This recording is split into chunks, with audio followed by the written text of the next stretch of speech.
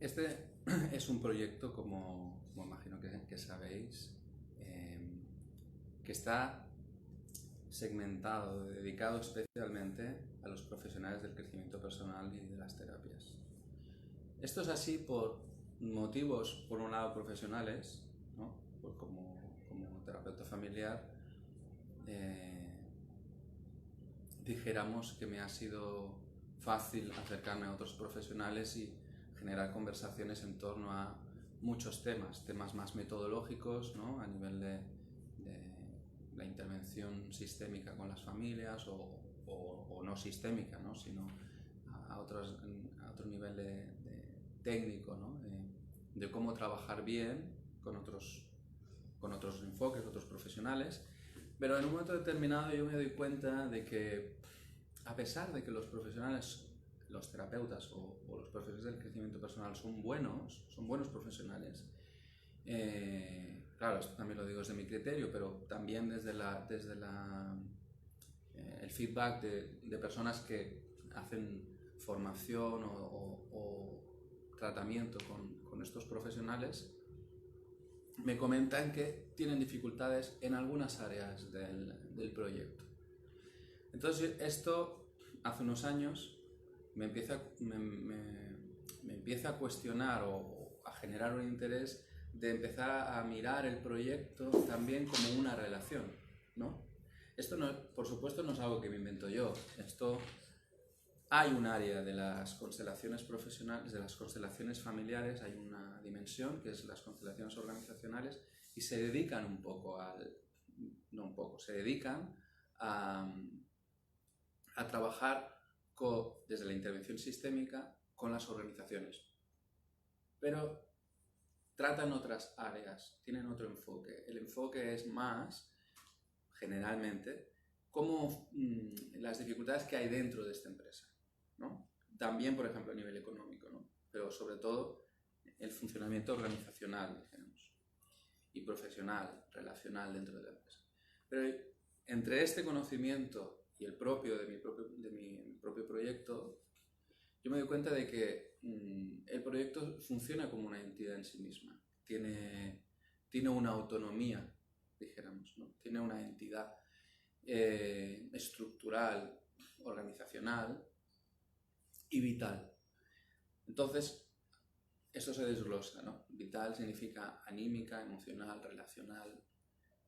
Y empiezo a tratar mi propio proyecto de esta manera. Entonces empiezo a darme cuenta de que se puede generar un parangón, una relación, una asociación, dijéramos, entre otros aspectos personales y vitales que también son proyectos nuestros, por ejemplo, nuestros hijos, ¿sí? Y entonces empiezo a mirar la relación como proyecto como esto, como si fuera mi hija, ¿no? En este caso. Empiezo a darme cuenta que las dificultades que yo tengo como padre y como pareja son dificultades que se proyectan simétricamente al proyecto.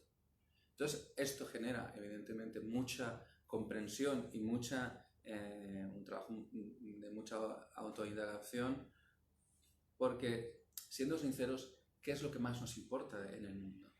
¿Qué es lo que más nos afecta?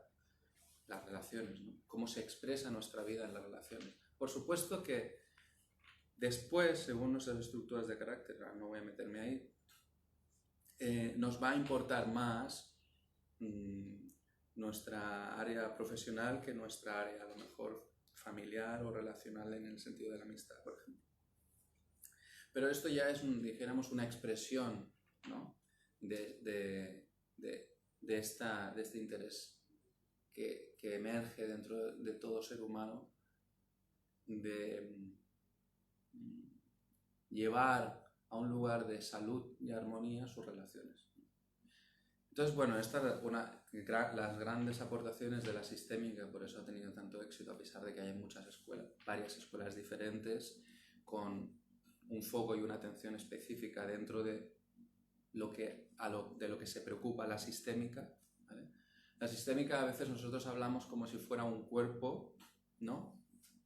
y tuviera solo un núcleo, pero no.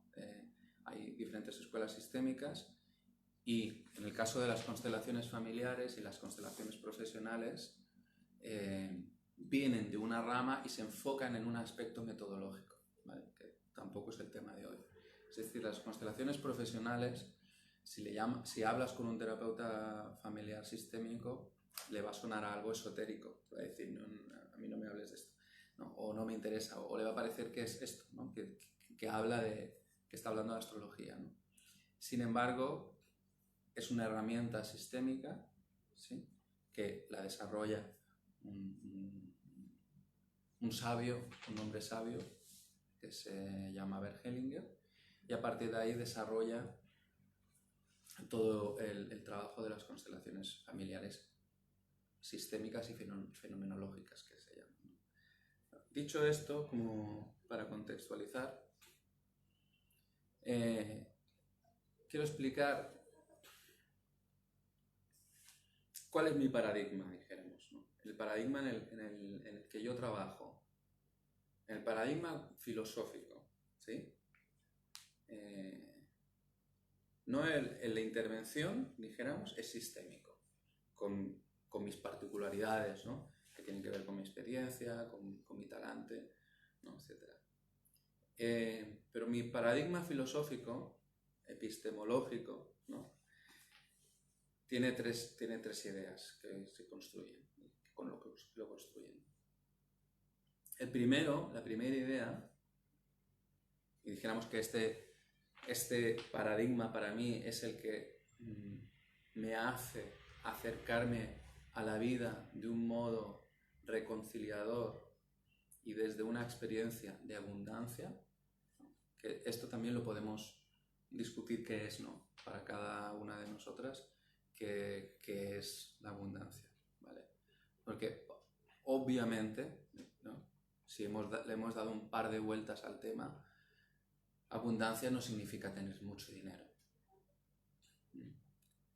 No significa, por supuesto, no tener dinero para llegar al final de mes. Pero no significa tener mucho dinero. Toda vez que se puede tener mucho dinero y vivir la vida y las relaciones, nuestro lugar en el mundo desde un lugar de escasez, ¿no? Y falta de armonía, dijéramos, ¿no? De sintonía con la vida, que al final es de donde viene para mí la experiencia de la abundancia. Pero bueno, a esto ya llegaremos en todo caso. Entonces, la primera idea de este paradigma, ¿no? Es que estamos en relación con todo, que estamos en comunicación constante y permanente con todo. ¿Qué significa esto? Esto, para mí, este descubrimiento, primero filosófico, es decir, primero conceptual, pero después experiencial, cambia mi forma de vivir y de estar. Y por lo tanto cambia mi conciencia de ser. De vivir a este proyecto vital llamado Jonás, ¿no? De concebirlo como una persona independiente, es decir, separada de todo lo demás, que tiene que hacer cosas para comprender, para lograr, ¿sí? Lo que sea. Esta primera idea tiene mucha profundidad y no podríamos estar, ¿no?, horas, ¿no?, alrededor del fuego hablando de qué significa para cada una de nosotras y qué implicaciones tiene a nivel vital. Estamos en relación con todo, estamos en comunicación con todo. Significa varias cosas para mí, así explicado de una forma sucinta, ¿no? Significa que si yo atiendo aquello que no comprendo o que no veo, puedo llegar a comprenderlo y a verlo. Sí. Estamos hablando del inconsciente y del consciente, ¿no? Primero somos inconscientes, ¿no? Por ejemplo, como pueden ser algunas formas de vida, ¿no? Podemos ser inconscientes, después somos conscientes, después somos conscientes de que somos inconscientes, ¿no? Y después somos conscientes de que somos conciencia, ¿no? Permitidme los juegos de palabra, pero creo que se puede llegar a entender que esta percepción que nosotros tenemos de nosotros con el medio, con los demás, es muy limitada, ¿no? En la medida que nosotros solo nos identificamos con nuestro cuerpo. Pero algo se amplía, hay una mirada que se amplía cuando nosotros ponemos el foco de lo que somos en la relación. Esto tiene, esta comprensión tiene dos niveles para mí. Una meramente relacional y otra del nivel espiritual, vamos a llamarle, ¿sí? Esta primera idea significa, estas dos ideas significan la primera, la que os decía, de que somos conciencia, ahí también podemos entrar en un debate que es la conciencia, etc., ¿no? Pero indistintamente de eso, de lo que tú consideres que es la conciencia, para mí esto es un axioma, ¿no? Ahora, en otro nivel, sería el otro nivel de este principio, ¿no? Es que nosotros somos la relación. Que yo no soy el mismo cuando me relaciono contigo, cuando me relaciono contigo, cuando me relaciono con mi hija, cuando me relaciono con un compañero de trabajo. Y que yo me comprendo y me descubro en esta relación. ¿Sí?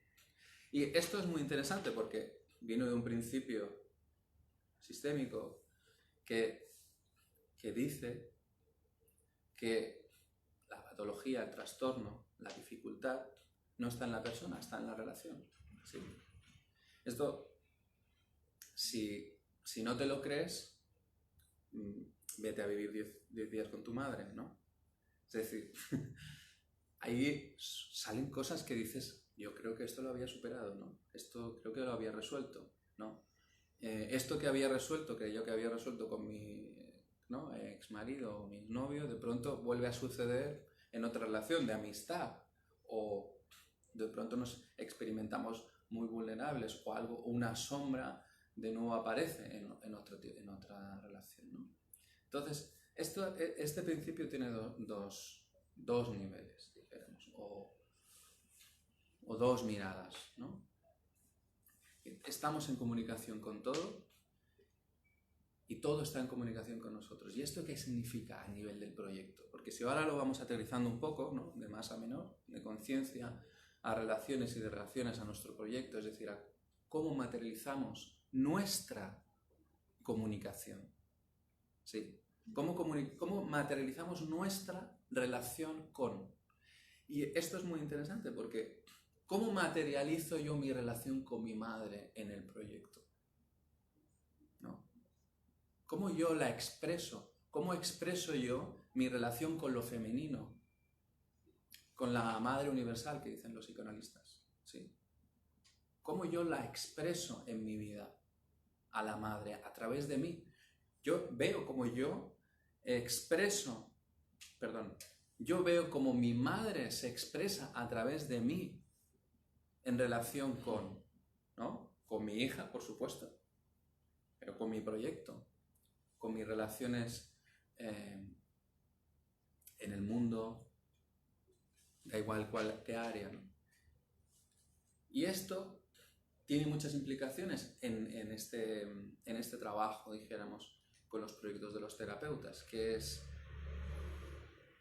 claro, si toda esta comunicación está en comunicación con todo, significa que este proyecto también me habla, también me está diciendo cosas. Y nosotros, como tenemos esta mirada tan sesgada, occidental y capitalista, ¿no? Cuando digo capitalista me refiero a esta relación de causa y efecto. Tengo que hacer esto para lograr esto, ¿no? Sin embargo, cuando abrimos la mirada a que todo está en comunicación con todo, significa que ya no hay una relación causa-efecto, ¿sí? Que ya hay una relación de comunicación circular. Yo me comunico contigo y tú me das un feedback, entonces yo ya soy otro aquí, ¿sí? Ya no soy el mismo en el momento que yo tomo lo que tú dices como algo que está en mí. ¿Veis la cantidad de implicaciones y los niveles que tiene esto? Aunque sea así como una imagen, ¿no? A vista de pájaro, ¿sí? ¿Os vienen ideas de lo que puede llegar a implicar esto? Sí. Una pregunta. ¿Y por qué es no el padre y la madre? O sea, porque Claro. Está la madre, el padre, el hijo y el Espíritu Santo. Pero quiero decir, ¿por qué el proyecto es la madre y no el padre? Está el padre, por supuesto. Estas Las tres entidades, porque he puesto un ejemplo. Yo lo he entendido así. Que Sí, era un ejemplo, que está bien que lo aclares, ¿no? ¿Qué significa? La madre tiene unas cualidades, lo llamamos arquetipo, ¿no? En psicología. El arquetipo de la madre, el arquetipo del padre, el arquetipo del hijo, ¿vale? Ya hacía bromas sobre el Espíritu Santo, pero el Espíritu Santo es la madre. Sí, que dicen, ¿no?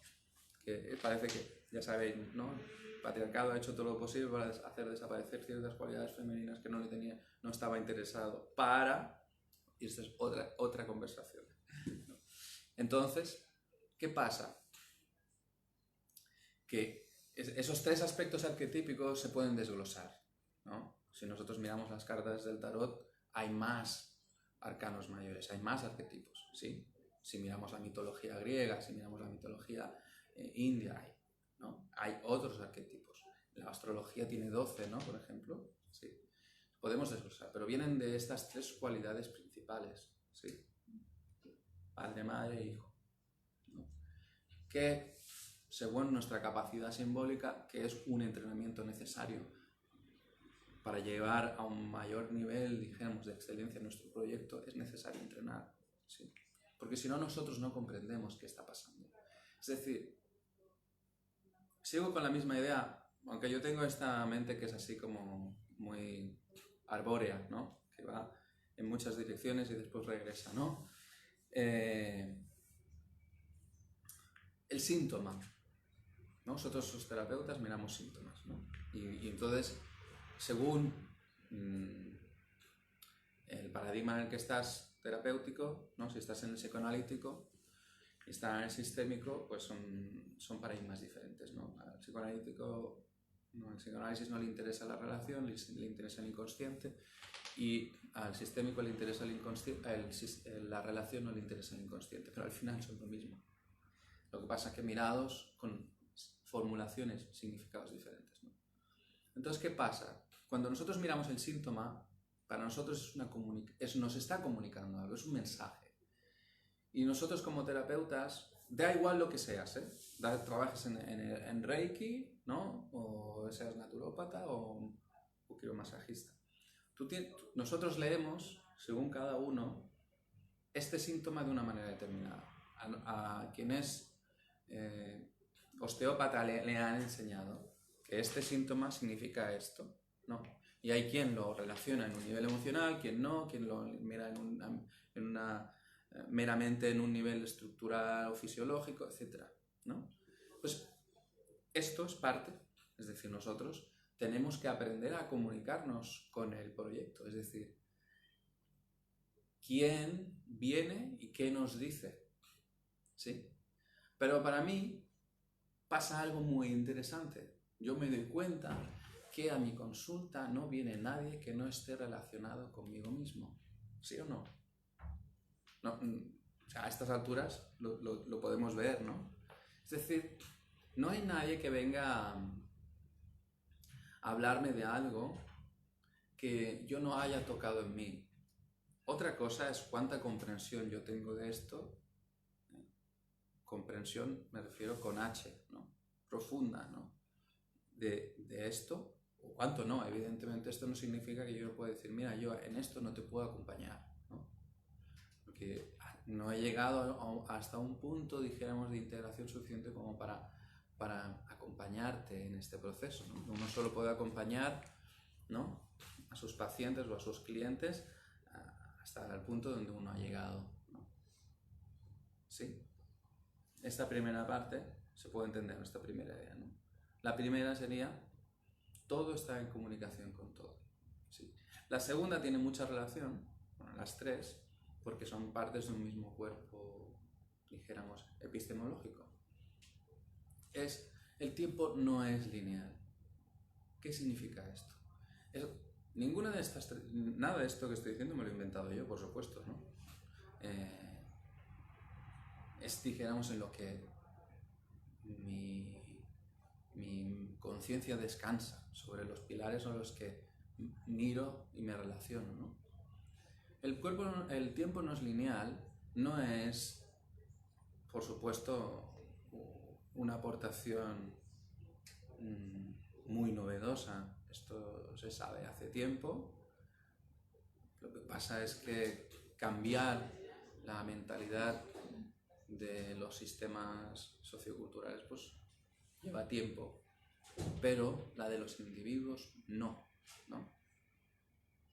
Es decir, como decía mi madre, ¿no? Decía, y le preguntaba, ¿y esto cuándo lo sabré hacer, ¿no? ¿Cuándo lo podré superar? ¿Cuándo lo podré resolver, ¿no? Y dice, tú lo puedes aprender, lo puedes hacer ahora, ¿no? Los seres humanos dentro de mucho tiempo. Y en el universo nunca, porque en el universo siempre habrá ignorancia, ¿no? Entonces, claro, a este nivel nosotros podemos hacer este cambio de percepción si ponemos el foco en otras cosas, ¿no? Y el que el tiempo no es lineal significa que algo muy poderoso, que es todo el tiempo está ocurriendo ahora, el pasado y el futuro, y es por eso que si tú te basas en este enfoque metodológico, la terapia se lleva a otro nivel. Significa que cualquier trauma puede ser disuelto ahora. Por supuesto, no a base del esfuerzo, ¿no?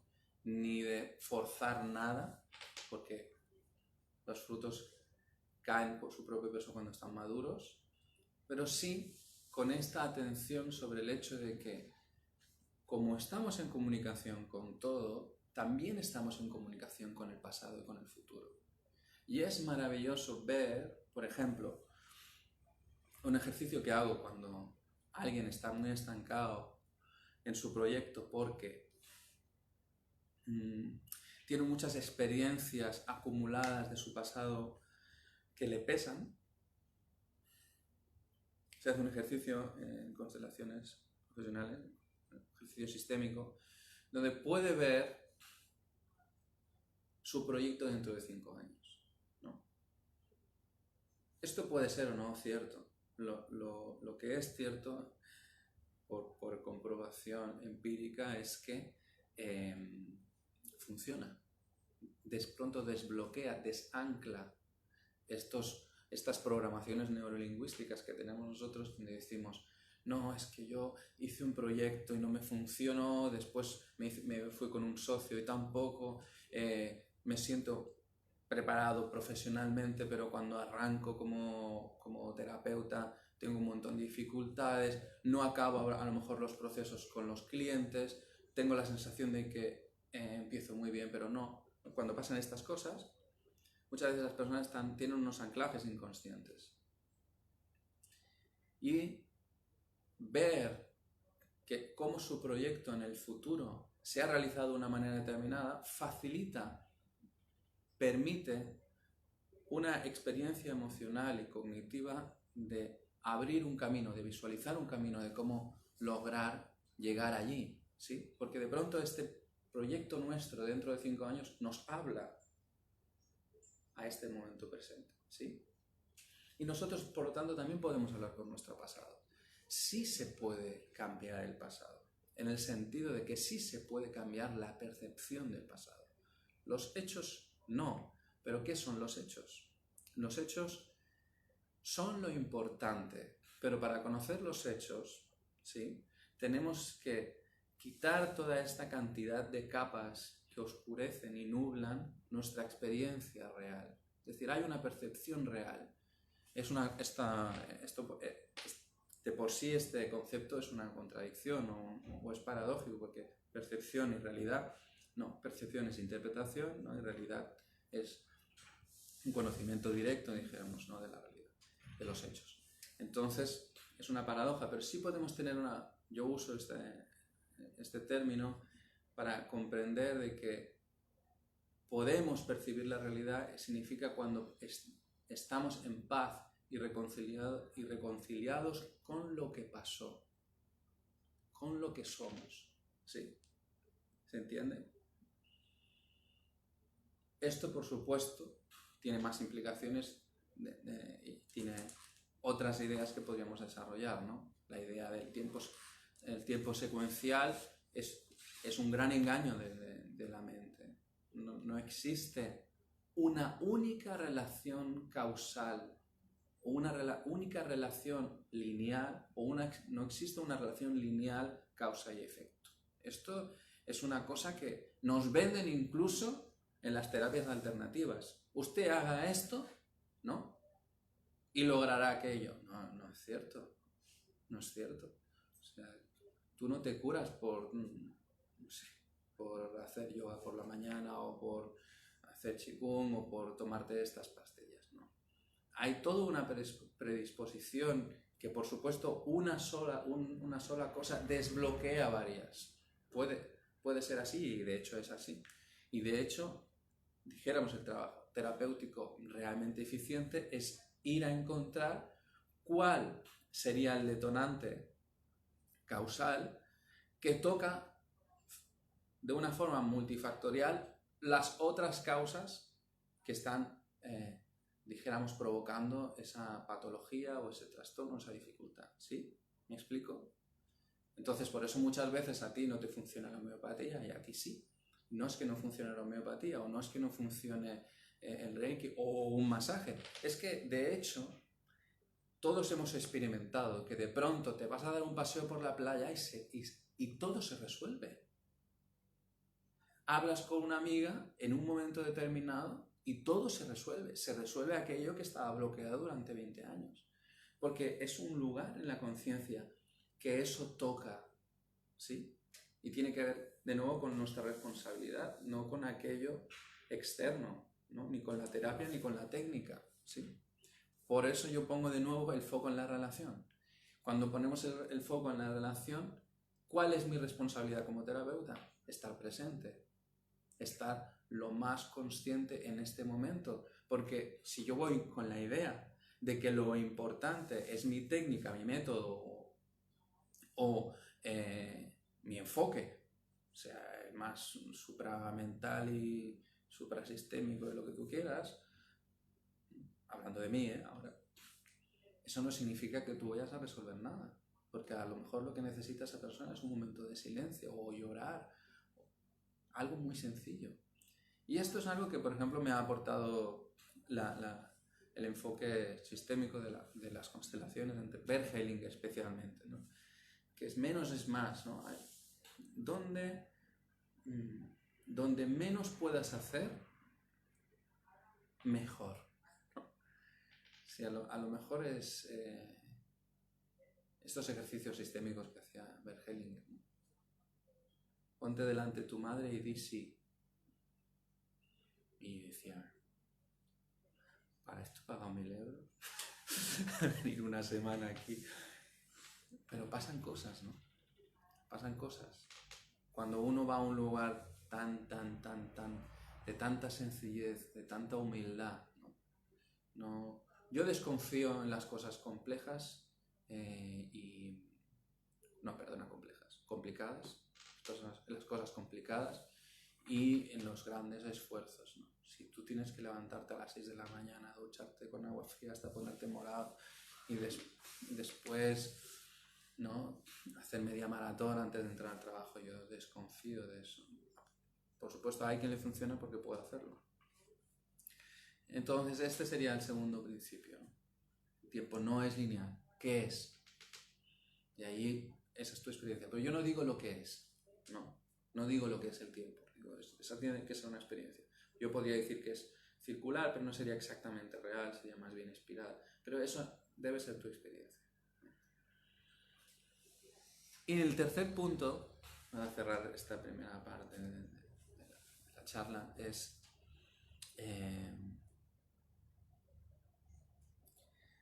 el proyecto, tu proyecto, representa la totalidad. Esto es la guinda del pastel para mí. Y yo me di cuenta hace poco, y no lo tengo bien integrado en mi cuerpo todavía, ni siquiera. Es algo que miro y debo recordarme diariamente, como un mantra, ¿no? Porque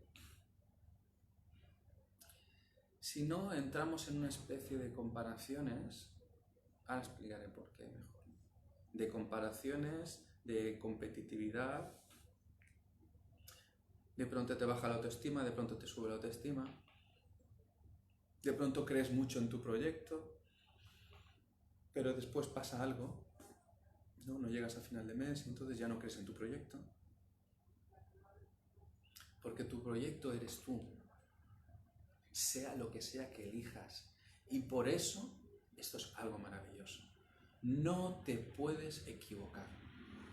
No te puedes equivocar. Tú ahora dices, yo voy a hacer una terapia que es comiendo cerezas. Cerezas confitadas. Y me invento un método. No tiene que ver con el método, no tiene que ver con la técnica, no tiene que ver con la metodología, ni siquiera tiene que ver, fíjate, no tiene que ver ni con el enfoque, en el sentido de metodológico, ¿no?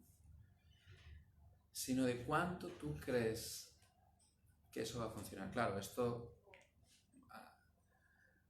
a quien quiere hacer un mal marketing, ¿no?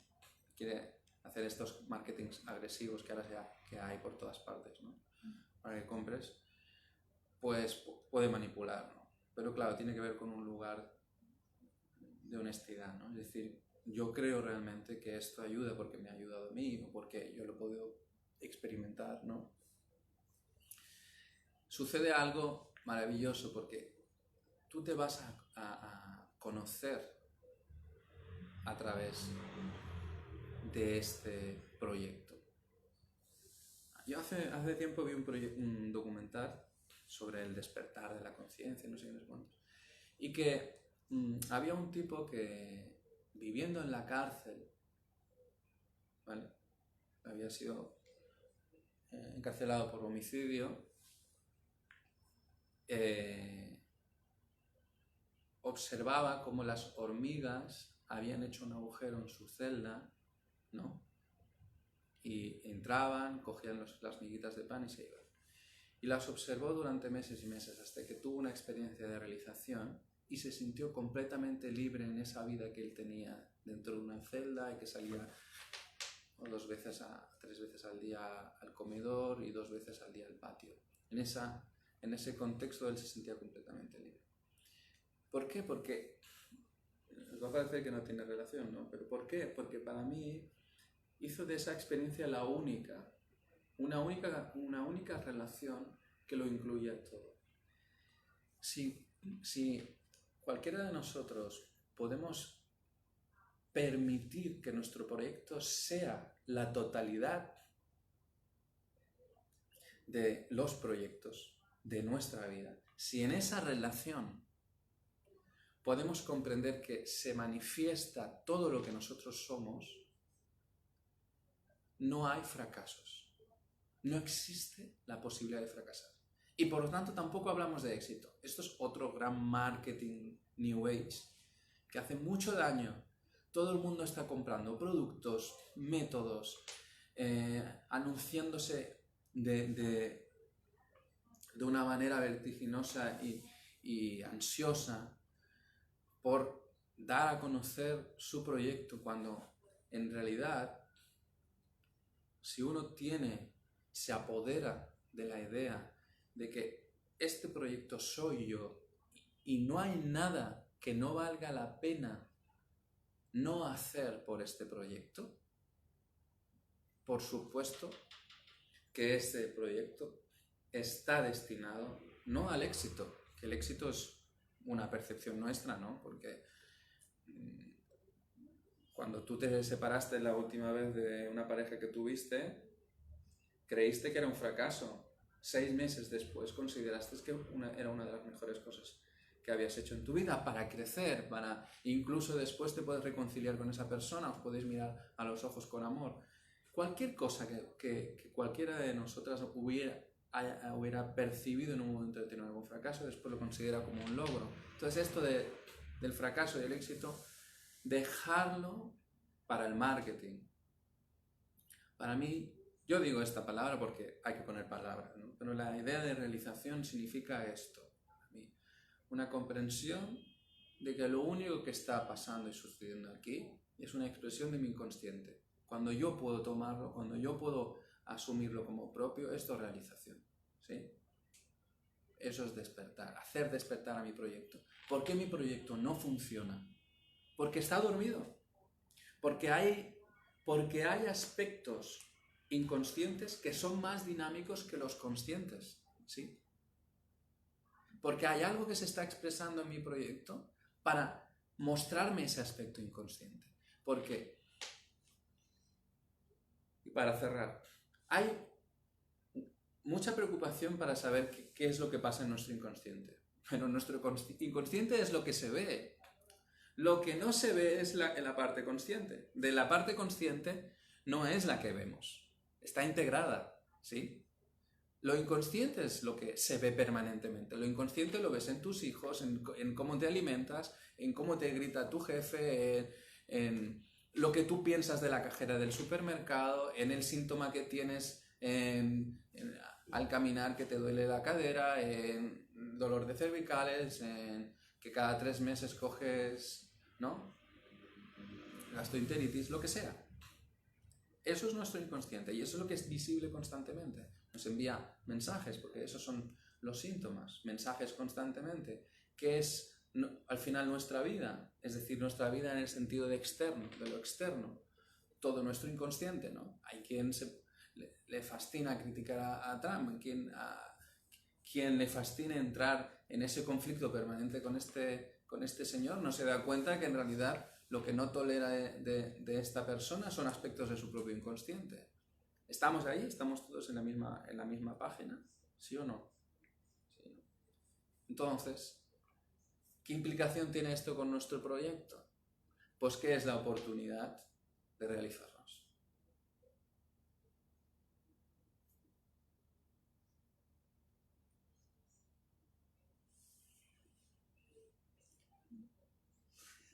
¿Cómo pasamos a la acción?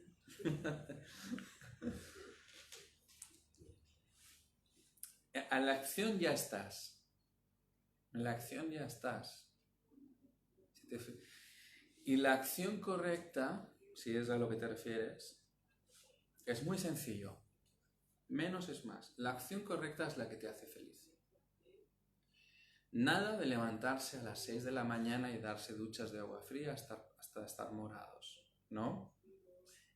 Es bueno, pero no es lo que podemos hacer. No nos hace felices. Es así. Yo, con permiso de mi hija, ¿no? Pero yo he entrado en algunos momentos en una gran discusión con mi hija para que se ordene la habitación, es lo normal que hacen todos los adolescentes. Pero en un momento determinado me di cuenta que no la podía forzar, que el problema lo tenía yo en cómo comunicárselo otra vez, de nuevo.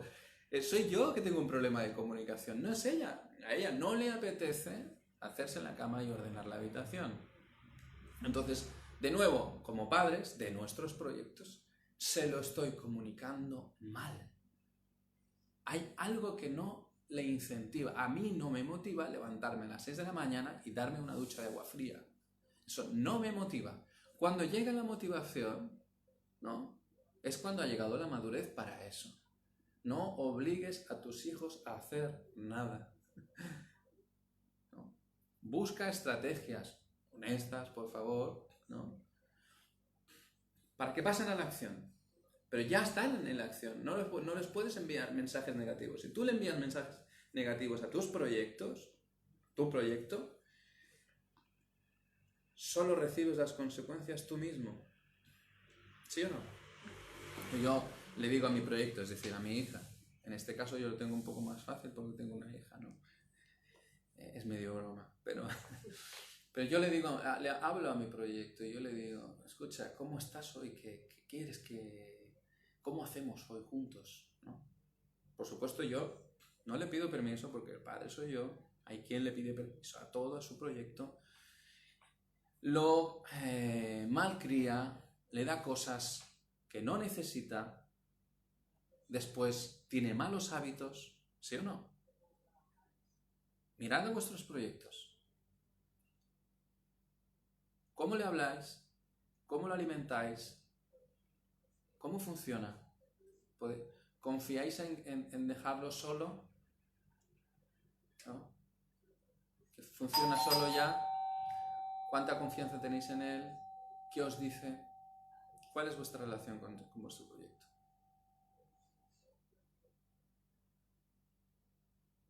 Entonces, en la acción ya estamos. Porque la inmovilidad en este universo parece ser que no es probable. No podemos quedarnos parados. La inmovilidad sería la muerte y la muerte ya sabemos que no existe ni a nivel energético porque la energía se transforma, ¿no? Entonces, lo que deberíamos poder estar conscientes es de una máxima quietud en algún nivel, en el mental, en el emocional o en el físico, por ejemplo. Pero quedarnos quietos no puede ser, es cuando la dispersión, dijéramos, sí que es una mala actividad, ¿no? Pero incluso esa tiene su función, hacernos cuenta de lo poco enfocados que estamos, ¿no? Yo me he pasado 3 horas aquí mirando el Facebook, el YouTube, el no sé qué, no sé cuántos. Entonces es mejor, en ese caso, sentarse un momento en el sofá y visualizar cómo querríamos estar a lo largo del día. Entonces, si lo visualizas, ahí puedes empezar a establecer una relación con tu inconsciente y transformar tus acciones. Pero mientras tú estás en una procrastinación y estás en lucha con lo que estás haciendo, ¿no? Estás en lucha con lo que no estás haciendo también. No sé si se pilla esto, pero tampoco importa mucho. ¿No? Ahora no vamos a comprenderlo todo, ¿no? Pero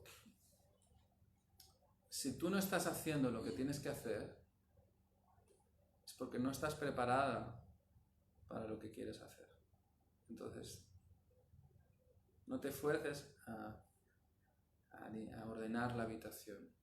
Busca una comprensión mayor de por qué, no de por qué, sino para qué quieres ordenar la habitación. Porque tú eres quien manda, porque tú no te quieres imponer algo. La acción correcta es la acción que nos hace felices. De hecho, la felicidad solo viene de esta experiencia de la actividad. La felicidad va y viene. No deberíamos sufrir con nuestra infelicidad. Infelicidad es, mira, no he hecho lo que... He llegado tarde, soy infeliz, ¿no? No pasa nada.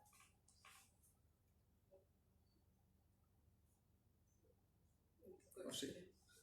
Un poco extremo. Sí, pero así es como yo percibo, es así como me percibo yo. Cuando no hago algo que no me hace feliz, esta experiencia de no estar en sintonía con el momento, ¿no? Me genera incomodidad, sufrimiento, ¿no? Sufrimiento lo llamaría cuando yo tengo una experiencia de culpa. ¿Sí? Tengo una experiencia de culpa. Claro, si tú llegas 10 minutos tarde, dices a una charla, pues bueno, no pasa nada, ¿no? Te sientes un poco incómodo porque no hace ruido al llegar y tal. Pero si tú llegas 3 días tarde al trabajo o a una reunión, entonces empiezas a revisar. Tienes que revisar, ¿no?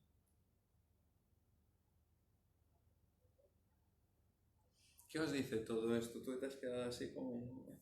Es que es mucha información, pero que de todas se puede coger un poco, ¿no? Pero es como por dónde empiezas en todo este... Sí, porque yo os he llevado a un lugar más epistemológico, más filosófico, más en el nivel de la conciencia, de cómo funciona mi paradigma de trabajo. Es como el marco más amplio, ¿no?, en el que podríamos movernos. Pero en cada charla hablo de cosas diferentes, ¿no? En la otra charla de lo que hablé es de las 15 dificultades sistémicas, ¿no?, que se dan en los proyectos profesionales, en realidad en todos, pero como yo me he enfocado en lo de los terapeutas. Pero también podríamos, otra charla que haré en algún momento es las 7 estructuras de personalidad que tienen las organizaciones, ¿no? A nivel sistémico podríamos hablar de más, por supuesto, ¿no?, porque tantos arquetipos, tantos modelos de funcionamiento, ¿no? Entonces, las organizaciones también hemos visto que los proyectos, las organizaciones tienen una manera de funcionar, y que si tú tienes una estructura de carácter con unas dificultades determinadas relacionales y unas capacidades, a tu proyecto van a venir un tipo de compañeros, de socios, de trabajadores. Tu proyecto va a funcionar de una manera determinada, va a ser más mental, va a ser más emocional, ¿no?, va a ser más pragmático. Según, hay muchas cosas de las que se pueden hablar. Pero hoy enfoco esto de esta manera porque me interesaba que se supiera, que se conociera un poco el paradigma en el que me muevo, porque eso hace justamente que hayan personas que entren a colaborar conmigo, con sus proyectos, desde esta mentalidad. ¿Qué dificultades tenéis vosotras? ¿En qué proyectos estáis trabajando? ¿Tú, Rosa? No sé muy bien en cuál, pero más o menos es como que me he iniciado más con acupuntura. ¿Has hecho una formación en la He hecho escuela? varias formaciones, pero no sé exactamente cuál es la herramienta con la que yo más puedo ayudar, y he estudiado varias cosas. Pero no sé qué es. ¿Y ahora estás trabajando ya de acupuntura? No. ¿Trabajas? Por ejemplo, hoy me han llamado de un centro que había una paciente a las 10 y según entró, ya había anulado hacía 10 minutos. El centro anulado. Y yo, pues no voy. Entonces, hay algo que no sé qué es. O sea, puedo tener alguna cosa de algún paciente que he tratado, donde he visto un poco igual el tema del espejo, y ahí me he bloqueado, ahí he dicho, es que con esto no puedo, ¿no? Pero hay algo que se me escapa, que llevo más de un año dándole vueltas y no sé qué es. No sé exactamente. Y he hecho terapias, he hecho cosas, pero a día de hoy sigo sin saber qué es lo que está fallando. ¿Y tienes ganas de tener tu propio proyecto? Sí. Lo he intentado alimentar, no sé si... Porque ahora llega un momento en que estoy bastante cansada, ¿no? Porque cuando pones energía en algo que ves que no termina de arrancar, pues llega un momento en que te desmotivas un poco. Bueno, buscando aquí herramientas y posibilidades. ¿Pero tú tienes la sensación de que te falta formación o simplemente que no sabes muy bien qué herramienta utilizar? Porque te voy a decir una cosa, que no importa la herramienta. No, algo mío debe ser. Porque he hecho muchas formaciones. Digo, bueno, pues será esta. Sí, esto es un síndrome. Yo también lo he vivido. Libros. Como que nunca es suficiente, ¿no? cuánto sepamos, cuánto aprendamos. Sí, es un síndrome del aprendiz inacabable, ¿no?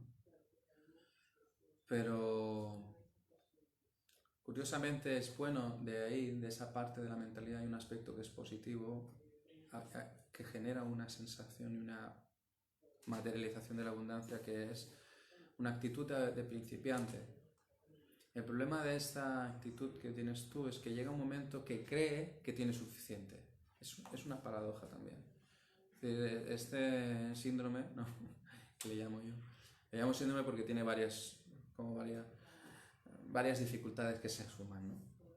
Se junta una sensación de autoestima, de falta de preparación, de incredulidad de que con una herramienta podría llegar a tener cierto alcance para resolver y tratar, ¿no? ciertos síntomas, etc.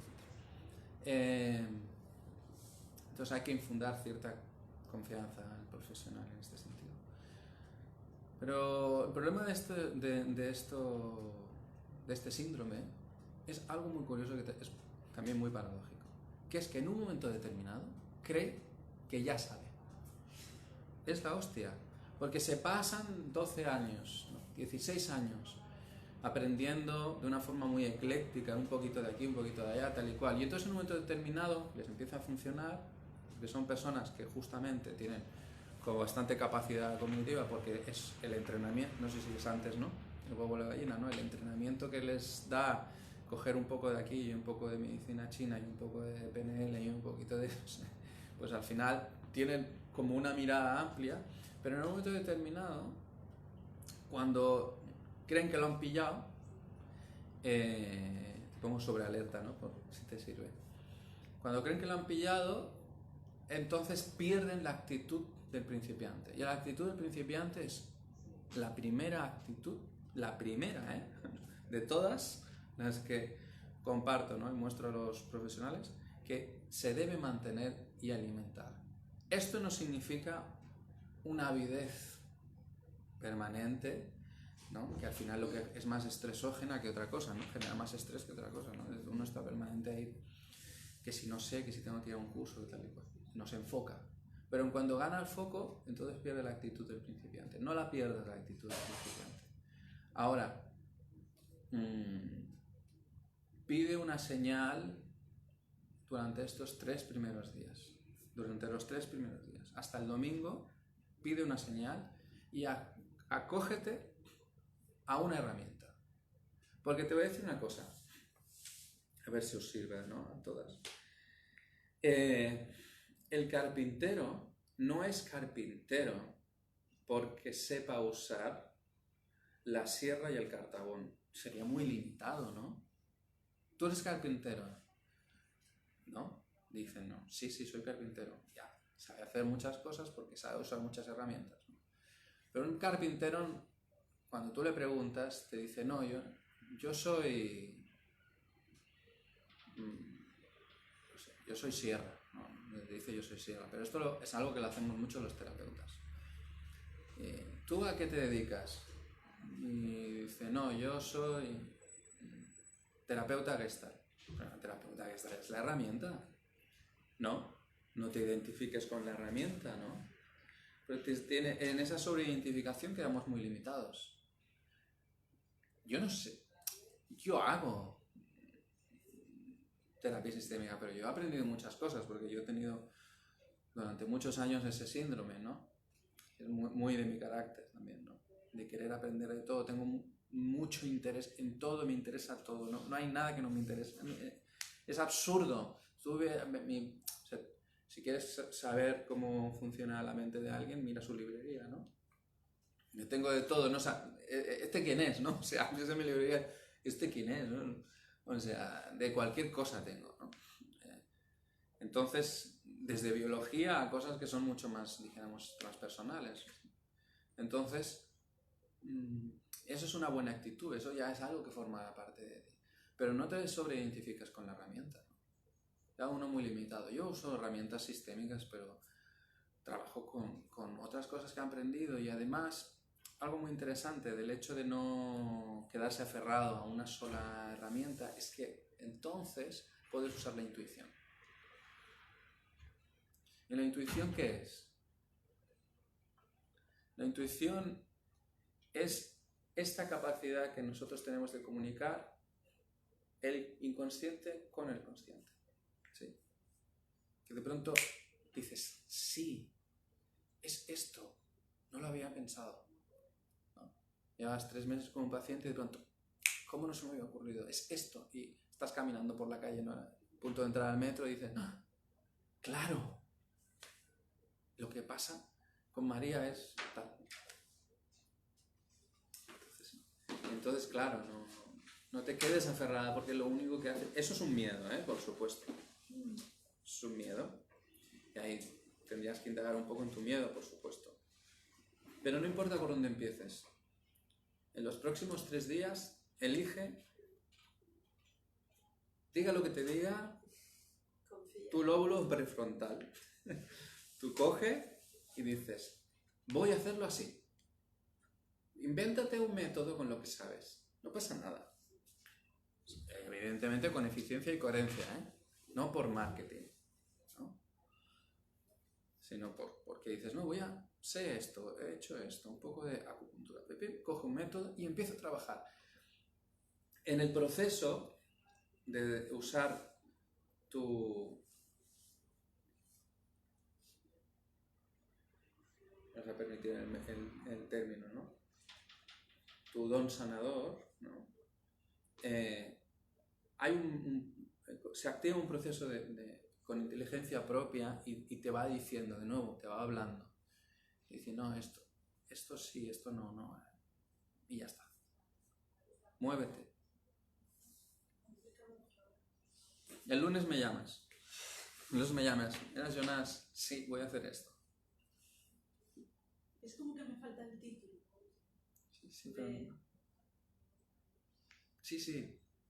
Mira, antes de tener un hijo, estamos 9 meses y ahora te hablo más de los padres que de las madres, porque las madres tienen otra experiencia. Pero nosotros vamos mirando la barriga, sí, ¿no? Y decimos, sí, ahí está mi hija, ¿no? Y entonces, ¿no? La madre te dice, habla con ella, llámala, ¿no?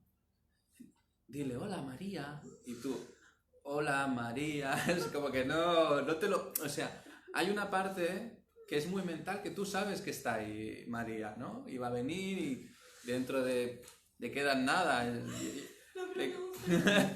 Le quedan 2 semanas y tú estás ahí, María, y no, la tocas, cuando la tocas y se da pataditas, sí, pero de pronto miras a barriga y hasta que no nace, como padres, no como madres, es diferente. Como padres, el nombre no cae con todo su propio peso. Entonces, querer ponerle nombre, de hecho hay tradiciones que no ponen el nombre hasta que nace y la ven, porque dicen, no, se llama, ¿no? Chipiquilua, ¿no? Era obvio, se le llamaba Chipiquilua. Entonces, el nombre lo verás cuando nazca, no te preocupes. Estás intentando hacer un proceso. Encuentra el nombre cuando nazca el proyecto. Un día te levantarás por la mañana, trabaja trabaja la estructura, cómo lo vas a hacer, ¿sí? Y deja siempre la actitud de principiante para que la intuición te vaya dando siempre, o sea, que tenga un espacio dentro de la consulta, ¿sí? Que tenga un espacio dentro de la consulta la intuición. Tiene que ser entre un 20 y un 30% como mínimo. La intuición tiene que ser una cuarta parte del trabajo terapéutico. Hagas lo que hagas, ¿sí? Tienes que tener un buen método, ¿sí? Pero un buen método siempre dependerá, como mínimo, una cuarta parte de la intuición. Si no, el método no crece, no se actualiza, no se retroalimenta. Tienes que escuchar lo que te dicen los pacientes cuando vienen, cuando se van, etc. ¿Sí? El proyecto es la relación. El proyecto es la relación con los pacientes. Son los que te van a decir. ¿Sí? ni tienes que ponerte en un, no, yo lo llamo el proyecto narcisista y el proyecto unitario, ni te tienes que creer todos los halagos, y eso es algo que cuando hablan con halagos y no sé qué y me ha funcionado, están hablando del proyecto, no hablan de ti, hablan de la relación con el proyecto. Me ha funcionado cuando te digo, porque si no, cuando te digan que es fatídico, que no quieren volver, que no van a recomendar a nadie, te vas a hundir en la miseria. Hablan del proyecto, esto no le ha funcionado a esta persona, esto lo tengo que ajustar, o a lo mejor este tipo de paciente yo no puedo trabajar. Y lo que es importante también es segmentarlo, es decir, saber cuánto... Si tú estudias solo hormigas, vas a comprender el universo, ¿sí? Vas a tener una comprensión universal. Si tú quieres tener una comprensión universal, no vas a saber ni qué es, ni cómo funcionan las hormigas. ¿Sí? ¿Se entiende lo que digo? Si tú quieres hacer todo, ¿no? Quieres ser desde biólogo hasta astronauta, con toda, ¿no? Con toda la gama y la gradación que hay ahí a nivel de conocimiento, es imposible abarcarlo. Pero si tú no en el sentido de especialización, no es eso, sino de enfocarte en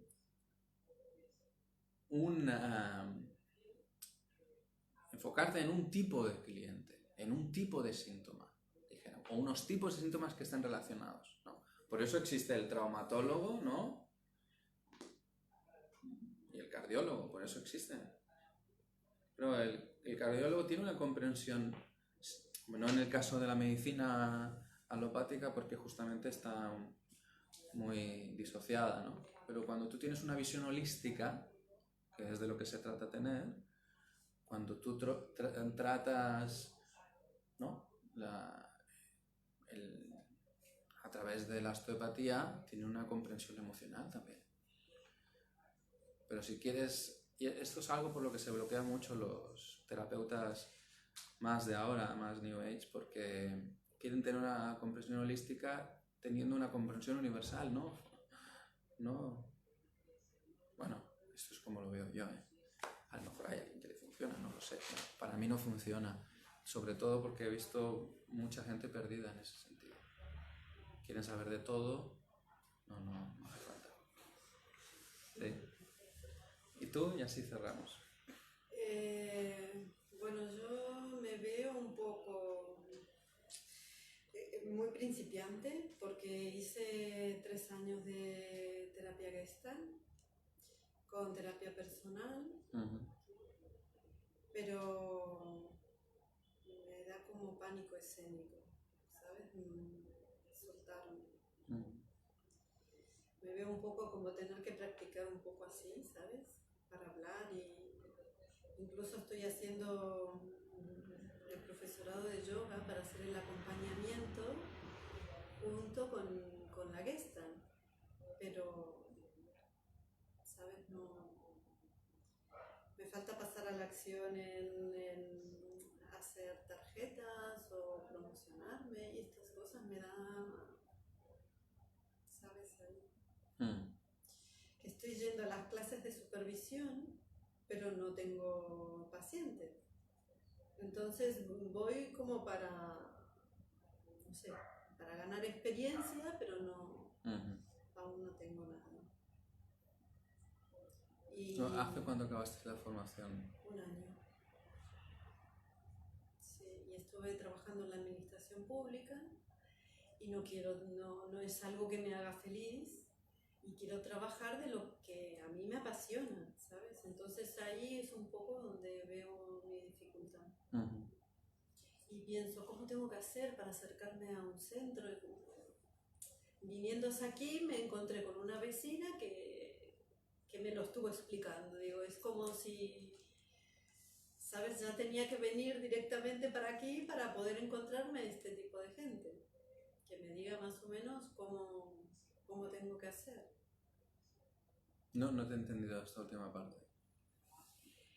Que, claro, yo tengo un currículum, pero no lo tengo hecho como terapeuta, para trabajar como terapeuta. Entonces, o como profesora de yoga. Entonces, estaba pensando, ¿y cómo lo hago? Pues viniendo para aquí me he encontrado con una vecina que estaba en la misma situación que yo. Y me decía, bueno, mira, podemos hacer algo juntas o ya te diré a dónde tienes que ir y te puedes promocionar y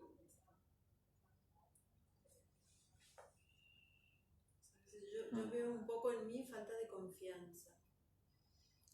Esa es mi sensación. Sí, porque aparte no lo he visto que solamente me haya pasado con esta chica, sino que ya desde que lo estoy pensando, que me voy relacionando con gente que está también en lo mismo y yo misma me digo, ¿y tú a qué esperas? ¿Sabes? Y es como que ese miedo a dar el paso y tengo toda la sensación de que ya llega el momento, ¿sabes? Muy buena esa...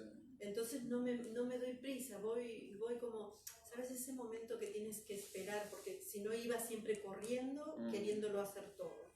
Y llegó un momento que dije, no, yo ahora tengo la sensación de que me tengo que asentar y que eso ya llegará, ¿sabes? Y cada vez se siente como más cerca y me da ahí como cosillas. Lo que yo he podido ver en profesionales que están en ese punto, ¿no? Así como ella le he dicho, ¿no? Esto, también para poder darte un feedback y que te puedas ir con algo, ¿no? De la charla para ti. Es que es el tercer punto de este paradigma, ¿no? En el que me muevo yo. De nosotros somos la totalidad del proyecto. Y nuestro proyecto representa la totalidad de los proyectos. Entonces, cuando uno se puede dedicar a una sola causa, todas las causas están incluidas, ¿no? No hace falta salvar a las ballenas, ¿no? A los niños de África, ¿no? Liberar al Tíbet, ¿no? Estar en las manifestaciones de Chile, no hacerlo todo. No podemos todo, ¿no? Pero cuando una causa, es decir, una visión, un propósito, los incluye todos, nosotros tenemos una experiencia de que nosotros representamos la totalidad. Ahora voy de arriba a abajo, en esta forma de embudo. ¿Qué pasa? Muchas veces tenemos dificultad para experimentar que nosotros somos esta representación de todo como proyectos, porque nosotros, como hijos, muchas veces no hemos sentido esta mirada por parte de los padres, que nuestros padres nos miran como un proyecto deseante, deseable y deseado. Sí. Esas tres dimensiones del deseo. Donde al sentir a nuestros, acordaros, todo está en comunicación con todo. Nuestros padres siguen comunicándose con nosotros, dentro de nosotros. Todas las partes de nuestros cuerpos se han configurado a través de nuestros padres. Pero no solo a un nivel genético, sino a un nivel de narrativa, de los mensajes que nos enviaron. Sino que también heredamos el inconsciente del linaje de nuestra madre, de nuestras abuelas y del linaje de nuestro padre y nuestros abuelos. Entonces, nosotros sentimos que como hijos a veces no somos deseados, no tenemos un sentido y un sentimiento íntimo y profundo de que merecemos la vida. Es algo muy grande, y se dice muy fácilmente de una manera muy grandilocuente a veces, ¿no? Tienes que sentir merecértelo. Bueno, ya, ¿y eso cómo se hace? ¿Cómo se hace? Se hace uniendo a nuestros padres dentro de nuestro cuerpo. Porque además pasa muchas veces que nuestros padres sí que nos desearon y sí que tuvieron un vínculo íntimo de apego seguro. Buscar apego seguro es un básico, ¿no?